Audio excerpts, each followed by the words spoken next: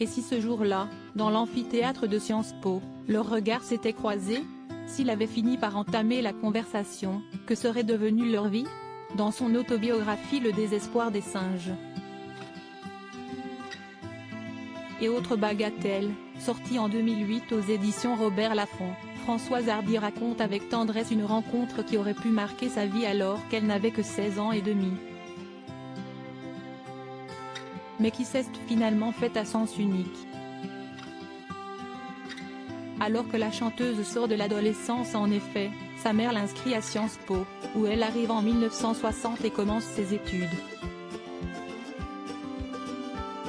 La jeune fille ne rêve que de musique et finira, quelques mois plus tard, par aller présenter ses chansons, mais se souvient qu'elle a croisé un jeune homme qui l'a fait rêver dans l'amphithéâtre de l'école où elle n'est pas restée longtemps.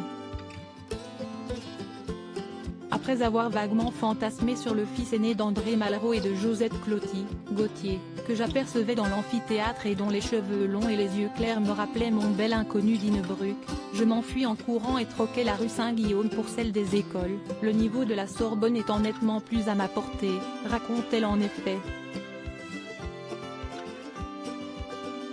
À cette époque, Gauthier, qui a 4 ans de plus qu'elle, étudie et espère sûrement avoir la même carrière que son père, devenu ministre de la Culture.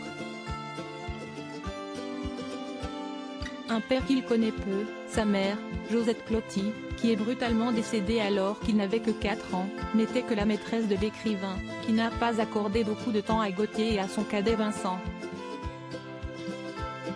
Tous les deux ont grandi avec leur cousin, Albert, que la guerre a privé d'un papa et avec leur tante, Madeleine, la femme de leur oncle décédé et qu'André Malraux a fini par épouser. L'aîné, le beau Gauthier aperçu à Sciences Po, avait 20 ans et son frère 18 et en 1960, alors que Gauthier a 20 ans, il n'a pas vraiment Dieu pour la très jeune Françoise. Après une aventure avec une comédienne plus âgée, il vit une passion avec une certaine Marie-Ange. Il prévoit d'épouser le même jour que son frère, Vincent épousera sa belle Clara. Mais la vie ne leur en laissera pas le temps, alors qu'elle a quitté Sciences Po depuis plusieurs mois, Françoise Hardy apprend une terrible nouvelle en 1961. À la fin mai de cette année-là, je fus bouleversée d'entendre à la radio que les 2 fils d'André Malraux s'étaient tués en voiture. L'aîné, le beau Gauthier aperçu à Sciences Po, avait 20 ans et son frère 18, raconte-t-elle dans son livre. Les 2 frères, en vacances dans le sud de la France, se sont encastrés contre un arbre et seront enterrés près de leur mère. Un drame qui marque Françoise Hardy. Cependant, pour elle, les jolies choses ont commencé. Alors qu'elle a vécu sa première histoire avec un jeune homme d'origine tunisienne, Khalil, elle passe des auditions chez Pathé Marconi, qui repère sa voix si singulière.